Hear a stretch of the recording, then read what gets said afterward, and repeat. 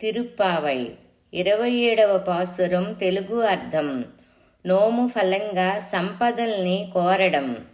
గోవిందా, నీవు శత్రువులందర్నీ గెలిచే శౌర్య గుణసంపద కలవాడవు.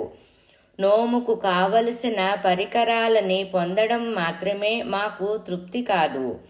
నోము నోచిన తర్వాత లోకులంతా మెచ్చుకునేటట్లుగా వజ్ర వైడూర్యాలు పొదిగిన చేతిగాజులు, చెవి కమ్మలు, కర్ణపుష్పాలు, భుజకీర్తులు, కాళ్లకు కడియాలు మొదలైన అనేక నగలు, సొమ్ములు మేము అలంకరించుకోవాలి.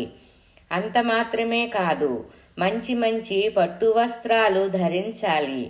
ఆ తర్వాత స్వామి, మీతో కలిసి కమ్మని పాలాన్నంలో దండిగా నేతిని వేసుకొని ఆ పాయసాన్ని జుర్రుకుంటూ ఆనందంగా గడపాలి. మమ్మల్ని అలా అనుగ్రహించుమయ్యా స్వామి. అప్పుడే కదా మా వ్రతం ఫలించినట్లు అవుతుంది. తిరుప్పావై 27వ పాసురం తెలుగు అర్థం సంపూర్ణం.